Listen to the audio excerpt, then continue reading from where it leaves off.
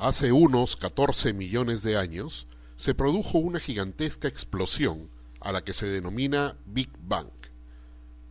De un solo punto de densidad y temperatura infinitas se desprendió toda la materia existente y la fuerza desencadenada la impulsó en todas direcciones, lo que conocemos ahora como nuestro universo.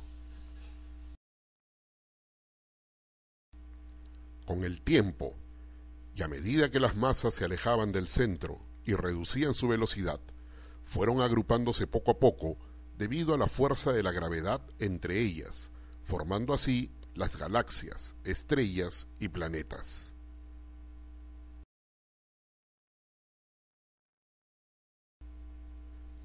En uno de los brazos de nuestra galaxia, denominado Vía Láctea, se condensó hace unos 4.500 millones de años una estrella, nuestro Sol, y a su alrededor quedaron girando diversos cuerpos, entre ellos la Tierra.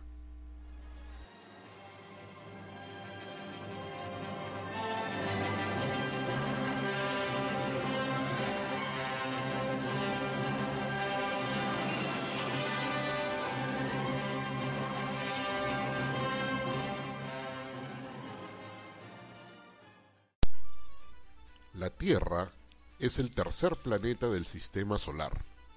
Tiene una circunferencia de más de 40.000 kilómetros. Su superficie total es de 510 millones de kilómetros cuadrados, de los cuales más de las 2/3 partes están cubiertas por mares y océanos. La temperatura máxima en la superficie de la Tierra es de 58 grados centígrados en el desierto de Libia y la mínima de menos 89 grados centígrados en el Polo Sur.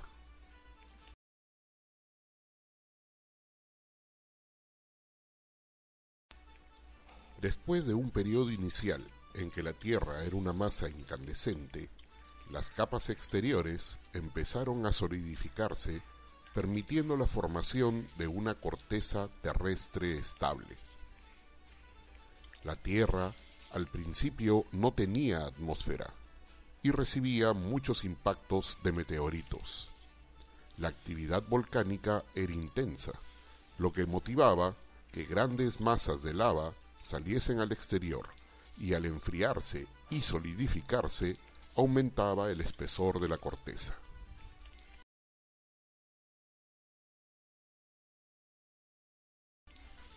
La actividad volcánica generó una gran cantidad de gases, los que formaron una capa sobre la corteza. Su composición era muy distinta de la actual atmósfera, pero fue la primera capa protectora y permitió la aparición del agua líquida, y por tanto, de la vida.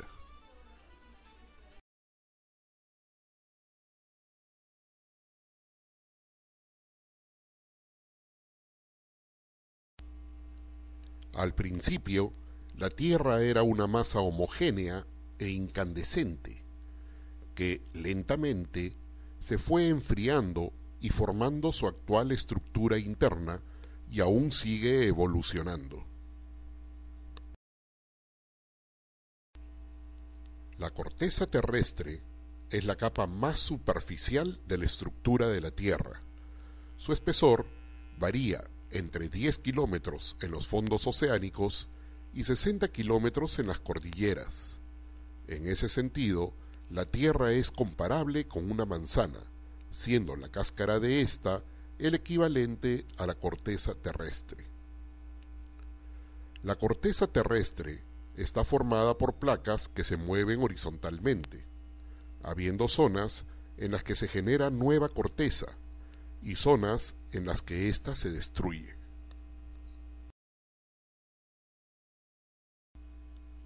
Por las cordilleras existentes en los fondos marinos asciende material fundido proveniente del manto, el que, al llegar a la corteza, empuja lateralmente a las placas y éstas se desplazan a una velocidad aproximada de 11 centímetros por año.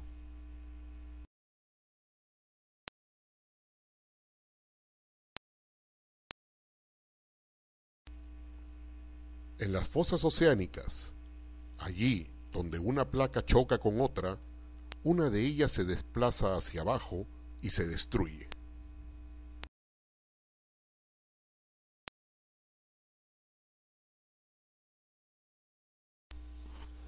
Hay también casos en los que dos placas chocan sin que haya subducción, generándose así un tipo de cordilleras.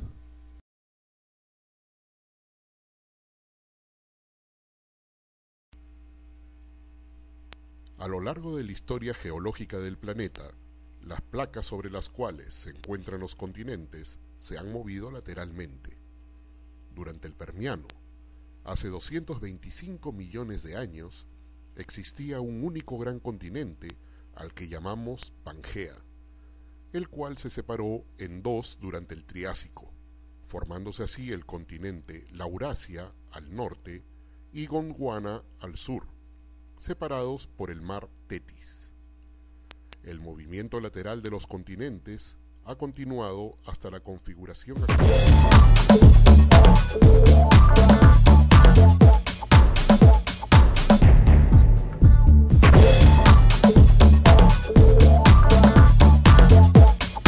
Hola, soy Carmen Jayo. Bienvenidos a una nueva edición de Ciencia Hoy. Buenas tardes, Agustín. Buenas tardes, Carmencita. En este día vamos a presentar un programa muy interesante, Carmencita, y tiene que ver con la Tierra. Qué interesante. Y como bien sabe, la Tierra en realidad es un cuerpo vivo, aunque no lo creamos. Pues tiene una serie de procesos que desde su formación se van sucediendo. Estimativamente tú debes saber que la Tierra tiene un tiempo de vida, si se quiere, del orden de 4.500 millones de años. Así es. Ahora, la Tierra desde los procesos formativos, podríamos comenzar de hace 3.700 millones de años, cuando se dio inicio al Big Bang, ¿no? Claro. Desde ahí había un proceso de evolución hasta que empezaron a subir los planetas, etc. De forma que, si queremos entender bien a la Tierra, la disciplina que trata este tema nos va a presentar nuestro invitado. ¿Quién es nuestro invitado, Carmencita? Así es, Agustín. Tenemos como invitado al doctor Luis Humberto Chirip Rivera, director de Recursos Minerales y Energéticos del Instituto Geológico Minero Metalúrgico INGEMET. Queridos amigos, hacemos una pequeña pausa y regresamos aquí en su programa Ciencia Hoy de rtvciplima.com.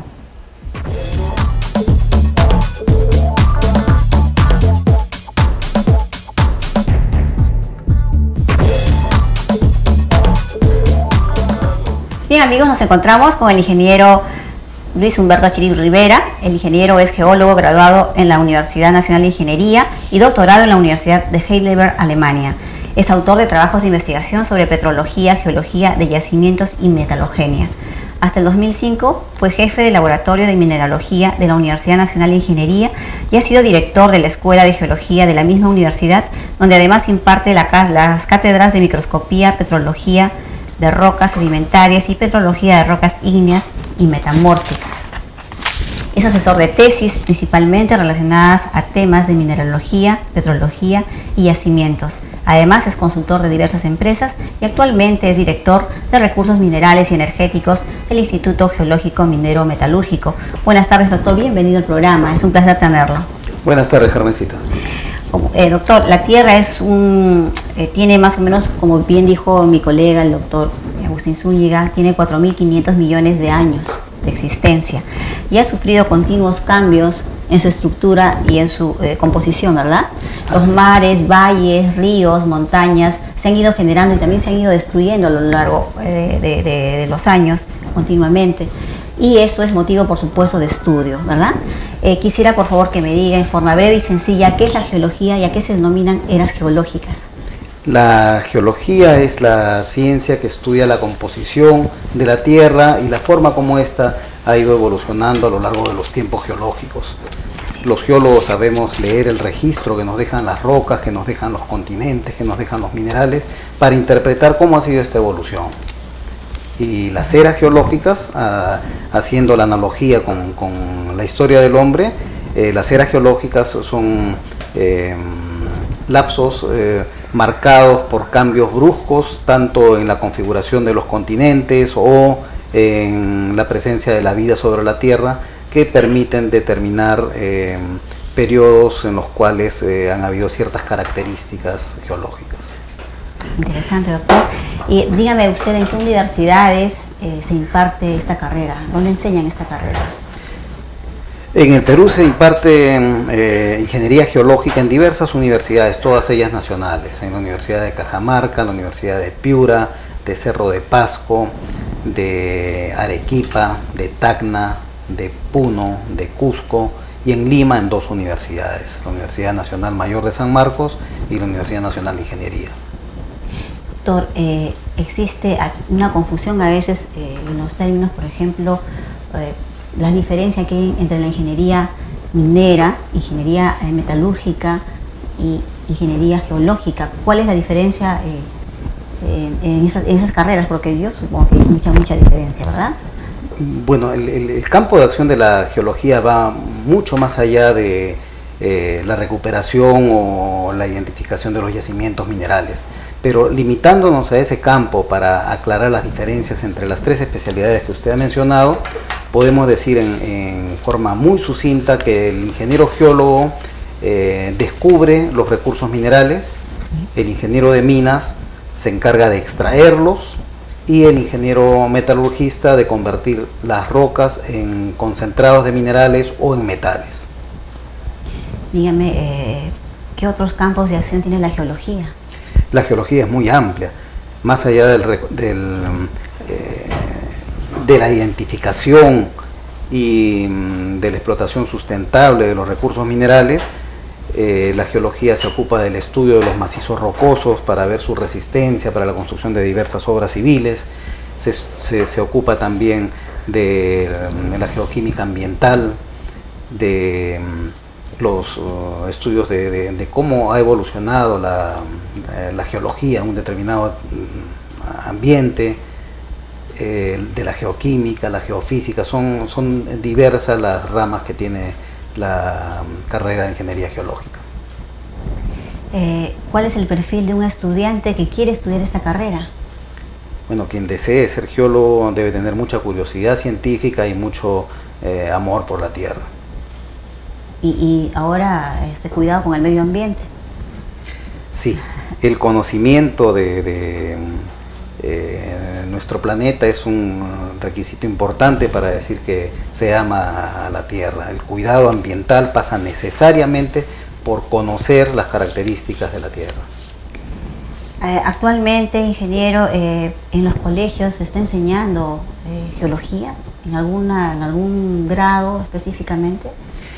Hay algunos temas de geología que se imparten en secundaria, concretamente en 3er grado de secundaria.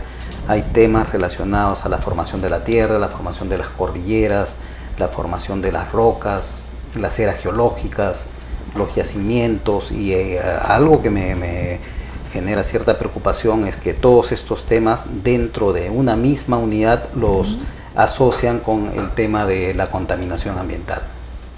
De ahí su preocupación por difundir estos conocimientos a los niños. Sí, de llevarlos a su real magnitud, ¿no? De conocer los pros y los contras de sectores económicos como la minería, y hacer que cualquier crítica tenga conocimiento de causa. ¿Qué eventos relacionados con la geología usted ha dado a conocer últimamente? Bueno, aparte de algunas presentaciones bastante especializadas, relacionadas principalmente a temas de petrología o de recursos minerales, también he querido trabajar con la difusión de los conocimientos geológicos a los niños y a quienes no son geólogos. En ese sentido, se ha creado el sitio web Geología para Escolares dentro de la página web del INGEMET. Yeah. Asimismo, se ha dado el primer Congreso Peruano Escolar de Geología en el marco del Congreso Peruano de Geología 2010. Y en el Congreso Peruano de Minería, en octubre del año 2010, en Trujillo también se hizo un evento especialmente diseñado para niños. Usted va a dictar un taller aquí en el Colegio de Ingenieros del Perú Dígame, ¿cuándo se iniciaría este taller y en qué consiste? El taller se va a realizar los días 18 y 19 de febrero. En estos talleres vamos a combinar presentaciones cortas, muy didácticas, sencillas, sin mucho tecnicismo, con videos, con juegos, con concursos, y luego de la etapa de presentaciones pasamos a trabajar con las maquetas y juegos también, ¿no? A propósito de maquetas, doctor, tengo entendido que usted tiene en su haber muchísimos juegos, pero principalmente hay uno que me ha llamado la atención, que es el juego Proyecto Perú. ¿Me puede describir de qué se trata este juego didáctico? Proyecto Perú es un juego de mesa que busca que los participantes afiancen sus conocimientos sobre nuestra geografía, sobre nuestra geografía física, nuestra geografía política, sobre nuestra historia, sobre la gastronomía, sobre la cultura en general del Perú. Es un juego de preguntas y respuestas, y conforme a los participantes demuestren sus conocimientos van a poder construir obras para nuestro Perú. Es un juego en el que el gran ganador es el Perú. No se trata de tener un concursante que acumule propiedades, sino construirle obras al Perú. ¿Usted tiene el juego para mostrarlo en cámaras? Sí, sí. Entonces, amigos, ¿qué les parece si hacemos una pausa y mostramos el juego que nos ha traído el doctor Chirif? Pausa y regresamos aquí en su programa Ciencia Hoy.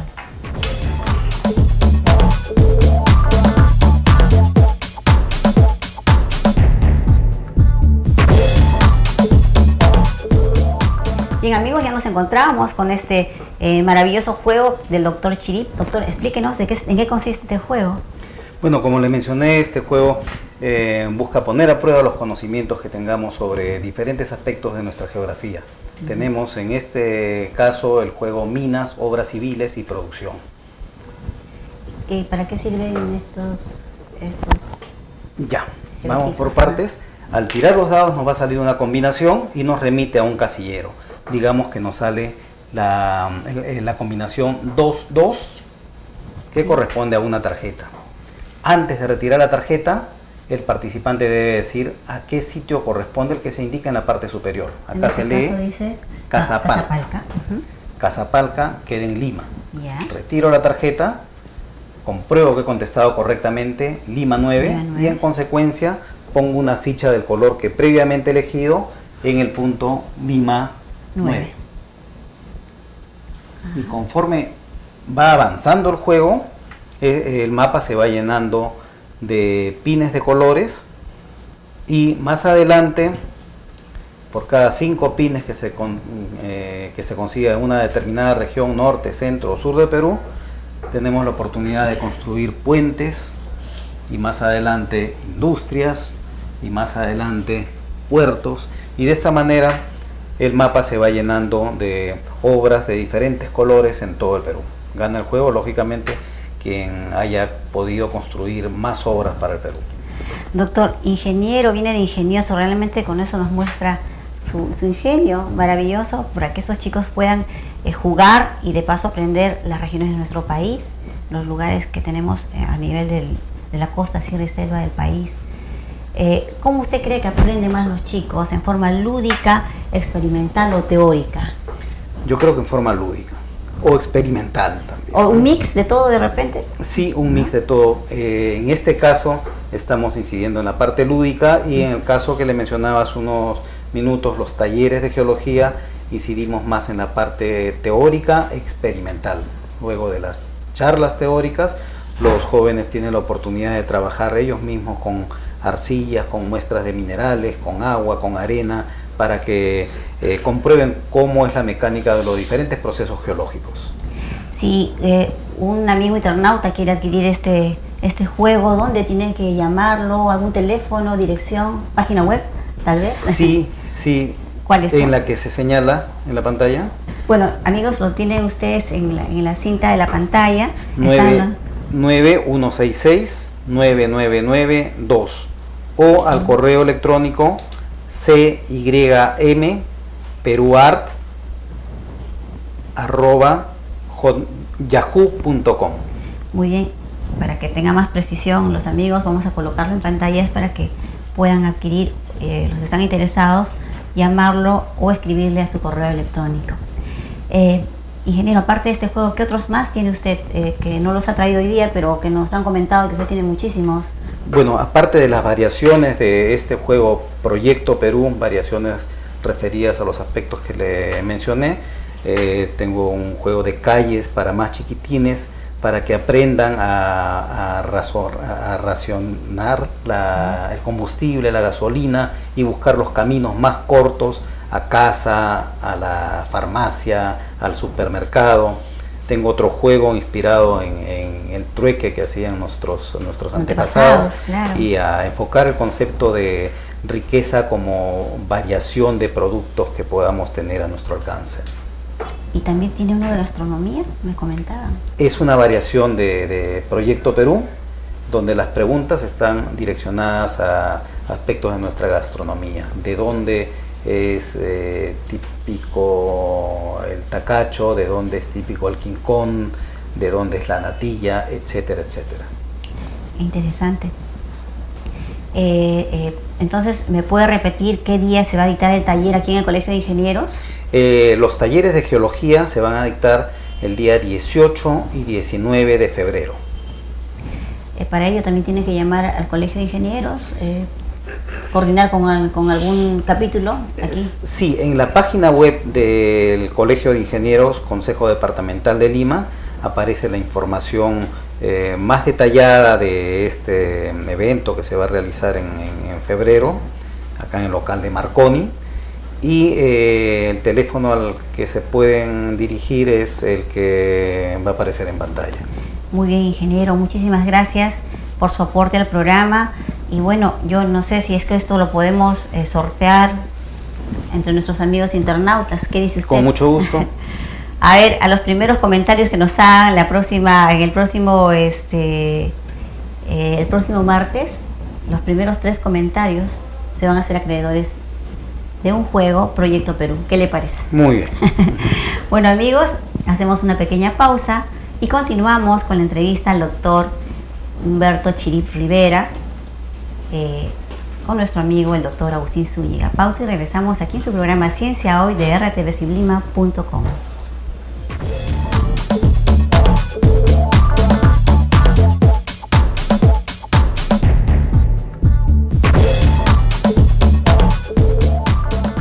Bueno, estimados amigos, continuamos con la presentación del ingeniero Humberto Chirip, con quien estamos tratando el tema de la geología.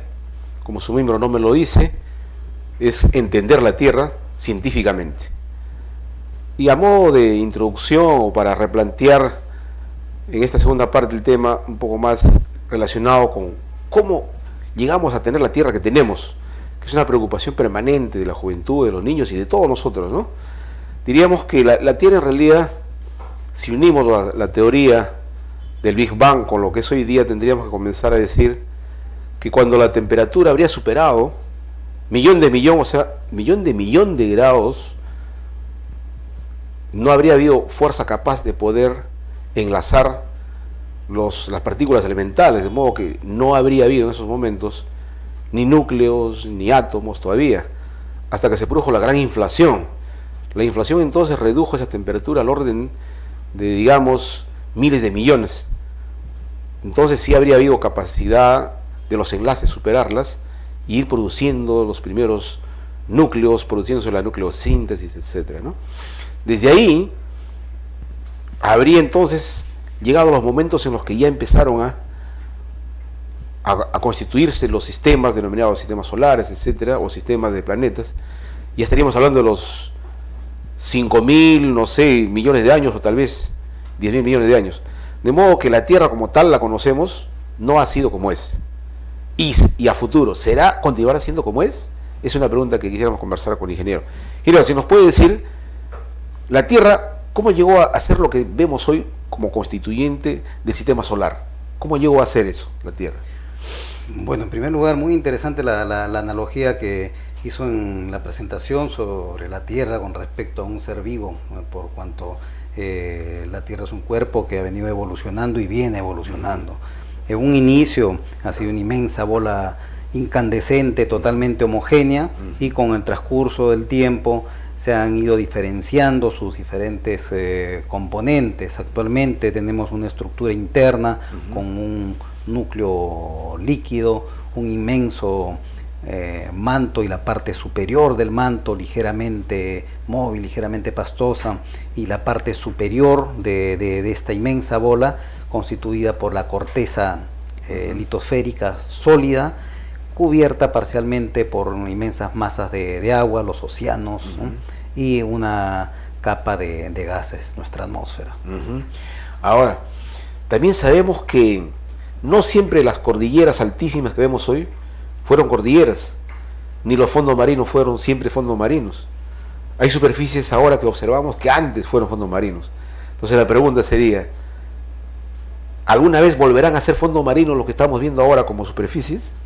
Sí, y es parte del ciclo orogénico. Al respecto vamos a mostrarles una presentación, un video, una animación sobre el ciclo orogénico.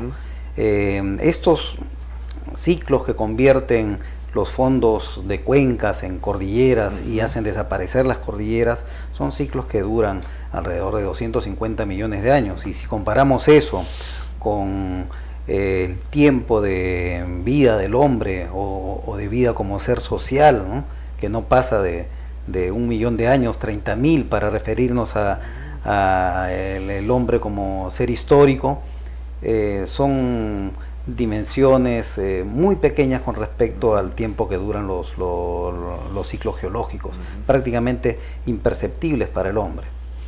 Efectivamente. Entonces quedamos con que hay un proceso de evolución en la Tierra, ¿no? Sí. Ahora, quisiéramos también saber que los geólogos son tan hábiles que nosotros en realidad observamos desde afuera la corteza terrestre. Más de repente no podemos ver. Sin embargo, la geología, o con las técnicas que usa la geología, podemos ir observando lo que hay dentro, a tales puntos de que a veces encontramos yacimientos. ¿Cómo es qué herramientas, cómo es el proceso, digamos, científico que ustedes tienen para indagar, descubrir lo que hay muy adentro de la Tierra? Bueno, los niveles de observación los podemos llevar a diferentes escalas, y combinándolos adecuadamente con nuestros conocimientos y con un adecuado razonamiento geológico podemos llegar a conclusiones, a interpretaciones. Análogamente a lo que hacen los médicos, nos toman el pulso, ven nuestros síntomas, todas esas son observaciones que las cotejan con sus conocimientos para luego hacer alguna interpretación. Usted tiene tal o cual otra enfermedad. Análogamente, los geólogos hacemos una serie de mediciones, observaciones a diferentes escalas, imágenes satelitales, trabajo de campo sobre el terreno, estudio de muestras, identificación de los componentes químicos a través de análisis, estudios de percepción remota, estudios geofísicos, y con toda esta información nosotros podemos interpretar en un inicio cuáles son las zonas donde hay mayor probabilidad de encontrar yacimientos. En esas zonas haremos estudios de más detalle hasta finalmente descubrir un yacimiento o descartar la zona como potencial zona que alberga un yacimiento mineral. Ahora, vamos ahora por el lado de los costos de los minerales. Los minerales, como usted dice, se encuentran en todas partes. Sin embargo, algunos son mucho más codiciados que otros, aunque de repente ni su uso es tan importante. Por ejemplo, un diamante es mucho más costoso que el oro, pero tal vez el diamante no lo usamos tanto como más que una joya muy hermosa en el dedo de una dama o en el collar, ¿no? Pero ¿cómo, digamos, se cotizan los minerales? ¿Por qué es que uno u otro vale más? Bueno, por diferentes aspectos. Concretamente, usted se ha referido al tema de las gemas, de las piedras preciosas. Lógicamente la escasez, estabilidad física y química que puede hacer que se preserven sus propiedades, ¿no? La belleza, la coloración, la textura, todos ellos son aspectos muy importantes para valorar una gema. En otros casos, el valor va a estar dado por la escasez o abundancia que pudiera tener el material y por el uso que se le puede dar, por la demanda que se le pueda, que pueda tener, ¿no? Hay uno de los temas que siempre se suele comentar con los niños y jóvenes, es comprender que los millones de años que ha demorado la Tierra en ser lo que es, igual demoraría si es que quisiéramos retomar y recomponer los minerales que se extraen, ¿no es cierto? Porque ha demorado muchísimo para que eso llegue a ser como es. Entonces, ahora estamos a los minerales que escasean, que se hacen escasos, se está reemplazando por nuevos materiales, ¿no? Tales como lo último que se ha descubierto, caso del grafeno, por ejemplo, que tendría resistencias mucho más superiores a al propio acero, ¿no? Entonces, me gustaría saber si hay algunos minerales nuevos que aún no se han descubierto, o ya se sabe todo, no hay más. Nunca se puede decir que se sabe todo, siempre hay algo que se puede descubrir. No es un descubrimiento reciente, pero permítame tomar el ejemplo del caso de las tierras raras, que últimamente adquieren cada vez más importancia, al punto que pronto va a comenzar una serie de campañas de exploración por estos elementos químicos tan valiosos. Ahora, nos dicen que el país, digamos, está en un incremento de su economía enorme. Sin embargo, muchos decimos que está basado en los minerales. O sea, es una economía exportadora primaria, le dicen, ¿no? Como que no habría un agregamiento de valor a los procesos de análisis. Digamos, ¿usted considera que el Perú necesita incorporar, antes de vender estos minerales, incorporar etapas previas de generación de valor? ¿Qué cosas tendríamos que hacer en ese aspecto? Bueno, yo acá reconozco dos niveles.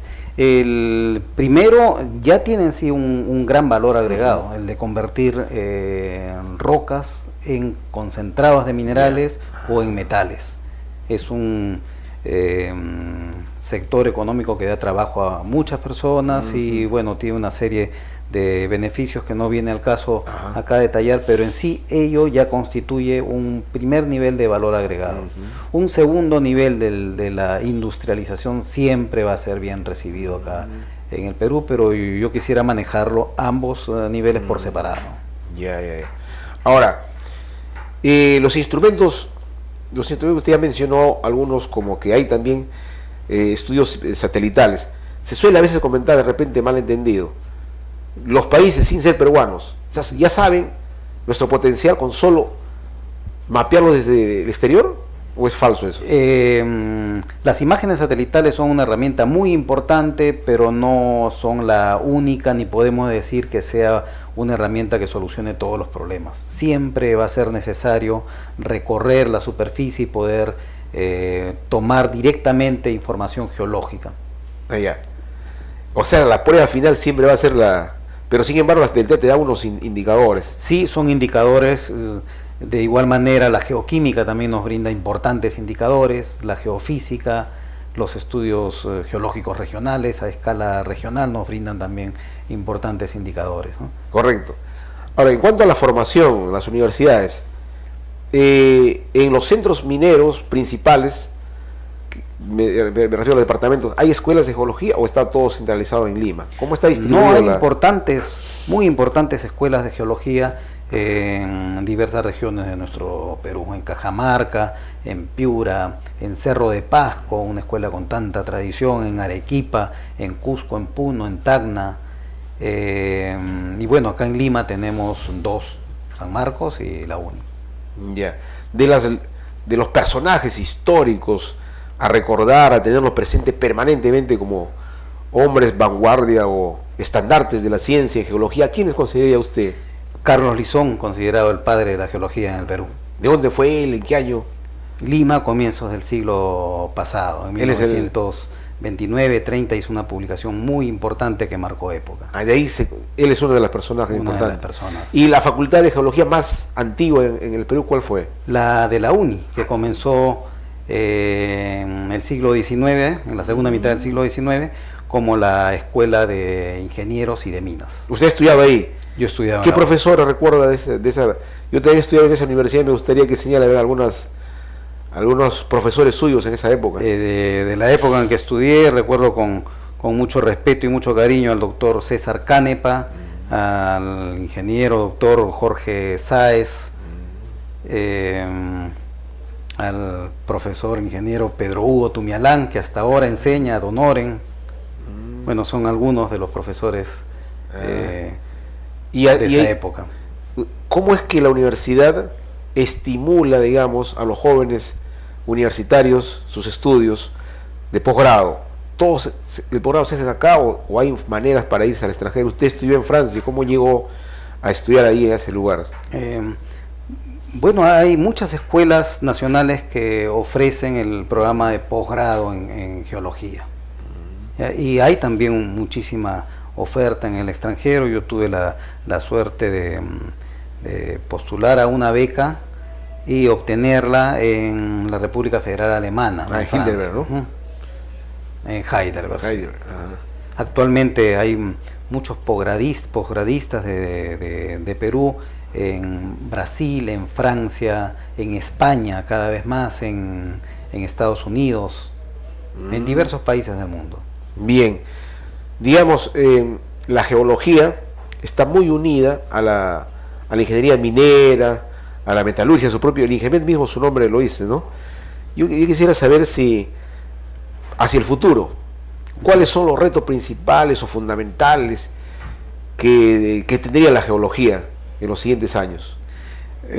Bueno, uno de los aspectos de la geología está bastante ligado a la industria minera, a la industria extractiva, pero la geología también tiene otros retos como son la geotecnia, el estudio de la napa freática, la hidrogeología, el estudio de la geoquímica, los estudios regionales que constituyen la base de cualquier trabajo geológico.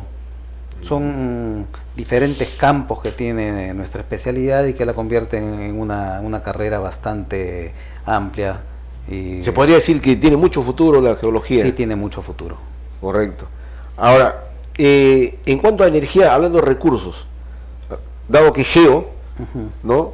La geotermia es una de las fuentes renovables que se dice que se tiene, ¿se está usando en el país? ¿Cuál es esa perspectiva? Si tiene algo que comentarnos. Se han hecho estudios en el sur del país sobre el potencial geotérmico que tiene nuestro país. Bueno, la geotermia es la energía que se puede obtener de la tierra en zonas donde hay una fuerte gradiente térmica a poca distancia de la superficie, a relativamente poca distancia de la superficie, tenemos muy altas temperaturas, y si en esas zonas hay roca muy fracturada, muy craquelada, por ahí va a filtrar el agua, se va a calentar, va a llegar a convertirse en vapor y puede salir expelida por alguna fractura. El aprovechamiento del recurso geotérmico consiste en hacer perforaciones para canalizar esa fuga de vapor a altísima presión y altas temperaturas, la cual una vez en superficie va a mover turbinas y va a generar energía eléctrica, ¿no? Ahora, una de las técnicas, digamos, físicas que se emplea mucho en la geología son las dataciones, ¿no? Sí. ¿Y cómo lo usan ustedes las dataciones y qué técnicas se emplean para determinar los fechados de las rocas o minerales que ustedes usan para... Bueno, es muy importante para nosotros conocer no solamente la naturaleza de la sustancia, sino también la antigüedad para poder armar el rompecabezas geológico, ¿no? Y hay diversas maneras de poder medir o en otros casos interpretar la edad que tiene una roca. En algunos casos en función a la ubicación de los cuerpos, la ubicación estratigráfica de los cuerpos, y en otros casos, la que usted está mencionando, las dataciones. Esto se realiza con estudios de isótopos de diferentes elementos y se mide qué tiempo de descomposición isotópica ha tenido un determinado elemento en el seno de la estructura cristalina del mineral que los alberga, y de esa manera podemos saber la edad de las rocas, ¿no? También se sabe que permanentemente el país está haciendo mapeos seguramente a nivel de todo el país, Sí. ¿no? Algo así como dicen, no sé si es el mapa geológico o algo así, ¿no? Esos permanentemente se tienen que ir haciendo. ¿Cómo hacen, por ejemplo, para decidir debemos hacer mayores estudios en tal o cual departamento? ¿Tiene suficiente personal? ¿Cómo es la centralización o la preocupación por hacer esos mapeos nacionales? Bueno, desde diferentes esferas. Hay las empresas privadas que eligen según sus criterios geológicos, según sus intereses, una determinada región en la cual hacer exploración, y por parte del Estado hay instituciones que hacen levantamientos geológicos en prácticamente todo el Perú. El INGEMET, el Instituto Geológico, Minero y Metalúrgico, es la institución que por excelencia se ocupa de recoger la información geológica y elaborar los mapas regionales y los mapas de recursos minerales. Bien, para ir finalizando, me gustaría que a ver si nos convoca, convoca a los estudiantes que quisieran hacer geología, porque tengo la sensación de, puedo estar equivocado, que los geólogos, por lo general, provienen de provincias, o hay también vocaciones de los limeños a hacer geología. ¿A qué se debería cómo nace la vocación por la geología? Por el amor a la tierra. Nosotros como geólogos debemos conocer la estructura de la tierra, las características de las rocas sobre las cuales se han construido las ciudades, las características de las rocas más buscadas con fines de aprovechamiento de recursos minerales, y todo ello hacerlo con respeto por la naturaleza, en forma sostenible y sustentable, y ello nos motiva a estudiar cada vez más cómo son las características de la Tierra. No podríamos cerrar el programa sin antes tocar el tema fundamental. ¿Cuál es la relación entre geología con el cambio climático? ¿Algo de importancia, aumenta la importancia? ¿Cómo podemos trabajar eso? Los registros geológicos han evidenciado cambios climáticos a lo largo de los tiempos geológicos. Hay horizontes estratigráficos que indican que una determinada época ha habido fuertes avenidas, grandes cantidades de sedimentos provenientes de los deshielos. Los registros, por ejemplo, apuntan a que Mochica desapareció por un fenómeno del Niño. Eso quiere decir que nosotros casi oscilamos entre el fuego y el hielo, ¿no? O sea, bastante calor y también bastante frío. Podemos decir entonces, hay evidencias científicas de que el cambio climático es un hecho, ¿no? Sí. Eso es un hecho porque las estadísticas cuantifican. Sin embargo, algunos piensan que estos procesos de hielo y de hielo han sido permanentes en la Tierra, o este es un caso sí definitivamente distinto a todos los históricamente observados. Es un caso que está reforzado en parte por la actividad humana, pero que no se aparta tampoco de los ciclos que han existido en tiempos geológicos pasados. Ajá. Muy bien, vamos entonces a hacer una pausa y agradecemos a nuestro invitado, el ingeniero Humberto, y deseándole que nuevamente muestre su habilidad que ha demostrado en la primera parte del programa, trayéndonos algunas otras creaciones. Como ingeniero es muy hábil en presentarlo. Le agradecemos, ingeniero, su presencia. Hasta la próxima oportunidad. Hacemos un alto y volvemos.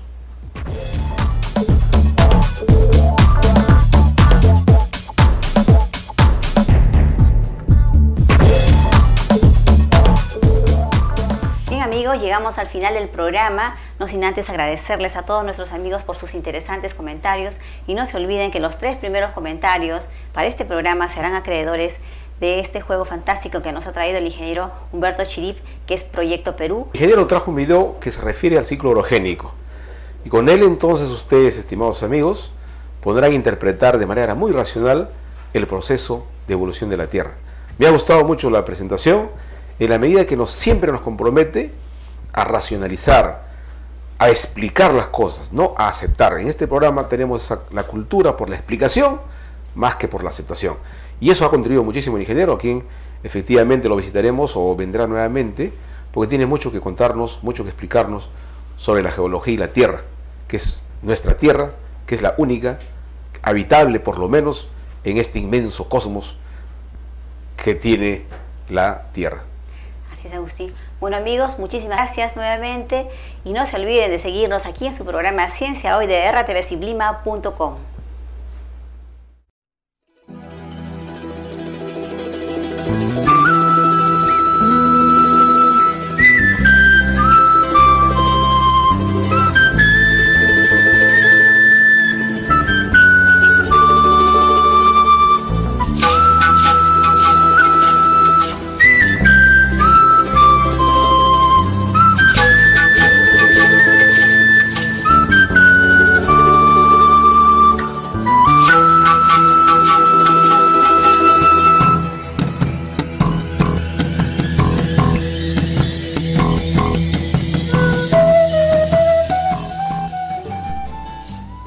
¿Por qué hay fósiles marinos en las rocas de las partes altas de la cordillera? ¿Será que en algún momento subió mucho el nivel del mar? No, no es eso. Lo que pasa es que antes no existía la cordillera, y esa zona era el fondo de un antiguo mar. Ustedes se preguntarán, ¿cómo es que una zona que ha sido fondo marino ahora es cordillera? A eso se le llama el ciclo orogénico, un ciclo que dura más de 200 millones de años y por eso es casi imperceptible para el hombre. Imaginemos una serie de capas horizontales de rocas. Si a esta le aplicamos fuerzas extensionales, veremos que la parte central de la serie se hunde, y por esa depresión ingresa el mar. Las partes adyacentes quedan expuestas a los agentes atmosféricos, y la roca empieza a disgregarse. Este fenómeno es conocido como intemperismo. Los fragmentos sueltos son transportados por las corrientes de agua o por el viento hasta zonas deprimidas donde se acumulan. El peso de miles de metros de sedimentos acumulados contribuye al mayor hundimiento de la cuenca y a la transformación de los sedimentos sueltos en roca. Cuando el régimen de fuerzas extensivas es interrumpido por una etapa compresiva, el bloque central se levanta convertido en roca, y este fenómeno ocurre acompañado de magmatismo, así como también de fracturamiento y plegamientos de las rocas. Lo que antes era mar, ahora se levanta como cordillera, y lo que antes era cordillera, primero se desgasta y luego se hunde convirtiéndose en mar.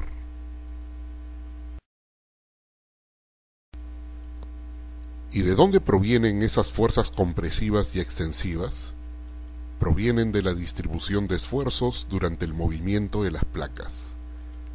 Imaginen lo que ocurriría con un panetón al que presionamos de arriba hacia abajo en forma oblicua en uno de sus bordes.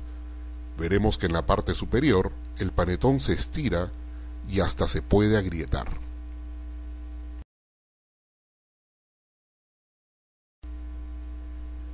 El ciclo orogénico empieza con el intemperismo, esto es, la acción de los agentes atmosféricos sobre las rocas que se encuentran en la superficie. Los cambios bruscos de temperatura entre el día y la noche contribuyen a que las rocas se fracturen y la acción de las raíces y del congelamiento del agua disgregan las partículas.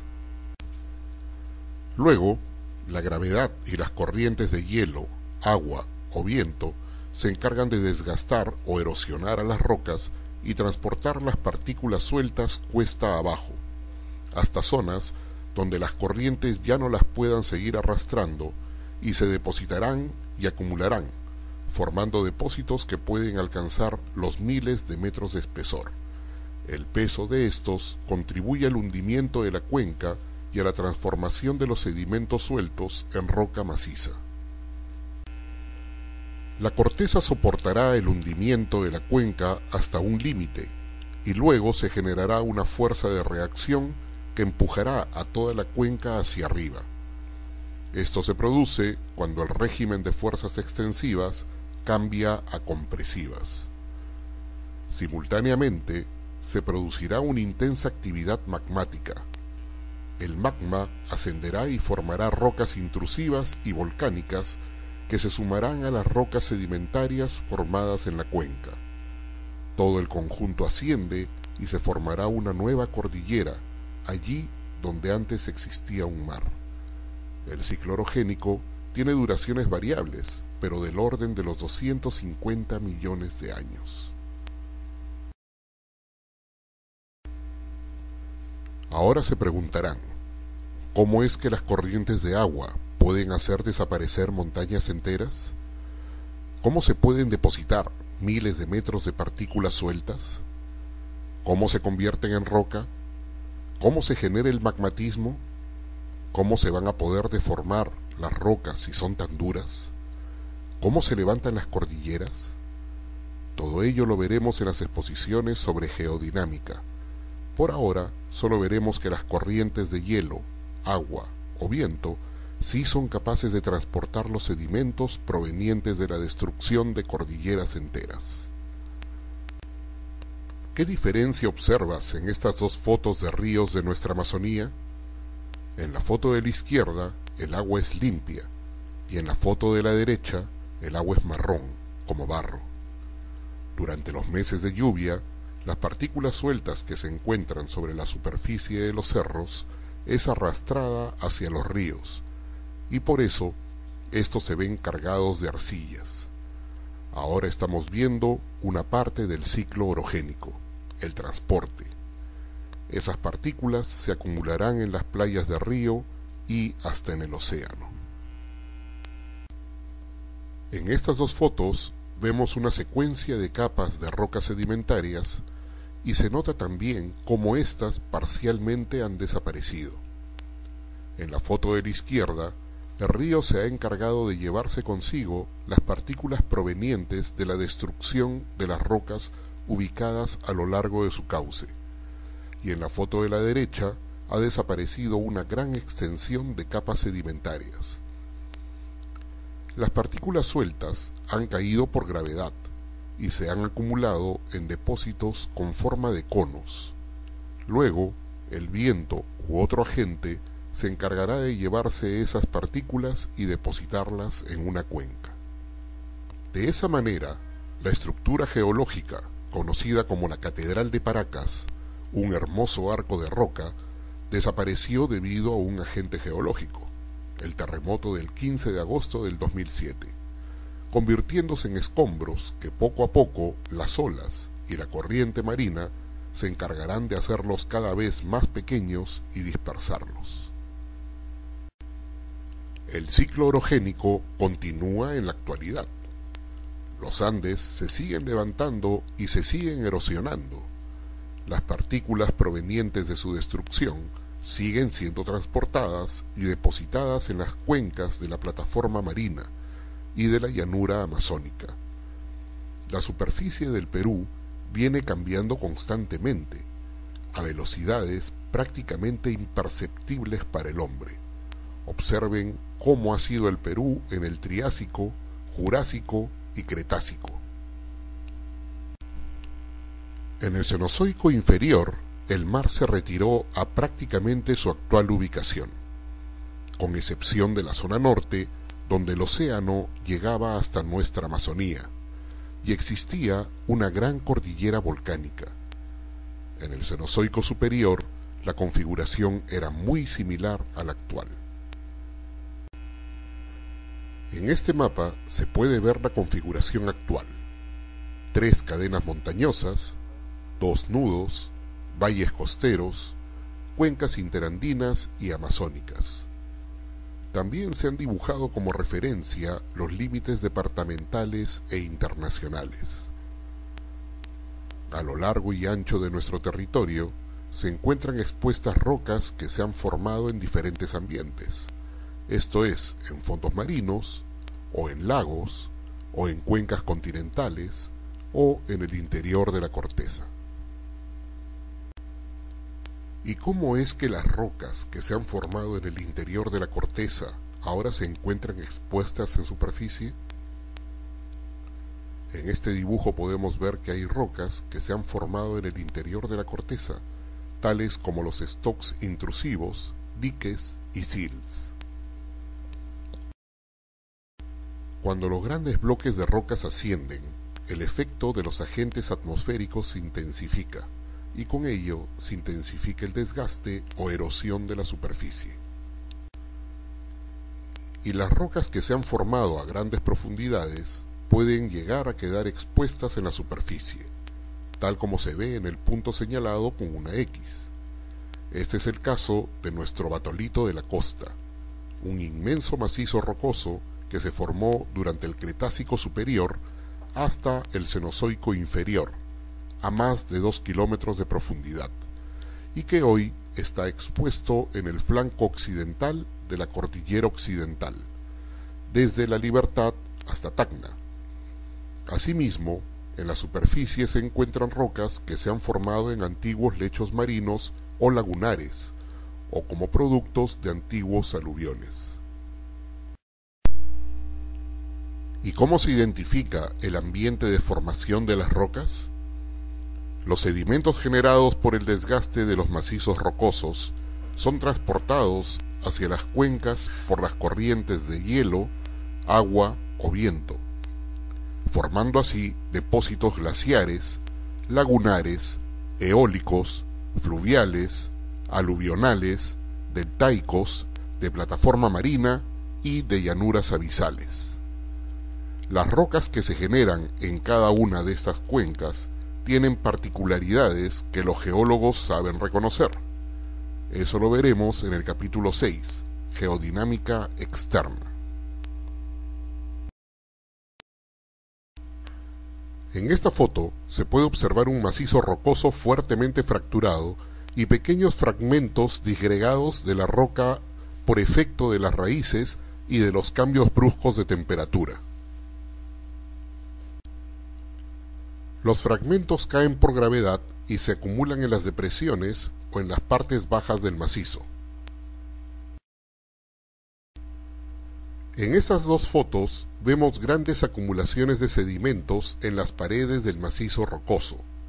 Si se produce una fuerte lluvia, el agua se llevaría todos esos sedimentos, y por tratarse de una gran cantidad, esa gran masa de lodo y rocas caería originando muchos destrozos a su paso. Eso es un huaico, fenómeno que también es parte del ciclo orogénico. En las partes altas de los cauces de los ríos, la pendiente es mayor, por lo que el agua discurre con mayor fuerza, siendo capaz de transportar grandes bloques de rocas. Conforme la corriente pierde fuerza, deja de transportar a los bloques más grandes. Aguas abajo, la corriente ya no es capaz de transportar bloques grandes, pero sí cantos rodados, arenas y arcillas. En la parte central del cauce el agua fluye con mayor fuerza y se lleva todos esos sedimentos, pero en las partes laterales, como en el banco que se ve a la izquierda, la corriente deposita los cantos rodados y arenas. En las partes bajas de los cauces, los ríos fluyen con menor poder de transporte y se forman grandes acumulaciones de cantos rodados, arenas y arcillas, hasta el punto de colmatar el cauce, y en la siguiente creciente del río tal vez fluya por otro cauce. Poco a poco, los ríos llenan de sedimentos grandes extensiones. Eso fue lo que ocurrió con el antiguo río Rímac hace miles de años, en que colmató su cauce bajo, cubriendo el suelo de la actual ciudad de Lima y casi toda la bahía de Lima, desde la punta hasta el Morro Solar, tal como se indica con la línea discontinua. Luego, la erosión marina se encargó de destruir ese depósito hasta su configuración actual. Esto es lo que llamamos hoy día la Costa Verde. Por eso, en algunos sitios se ven acantilados con una gran cantidad de cantos rodados iguales a los que se ven en las playas de los ríos. Esos acantilados, como los de la Costa Verde en Lima, se han formado por la gran acumulación de sedimentos fluviales. Los acantilados de la Costa Verde son un libro abierto para nuestros estudiantes de geología.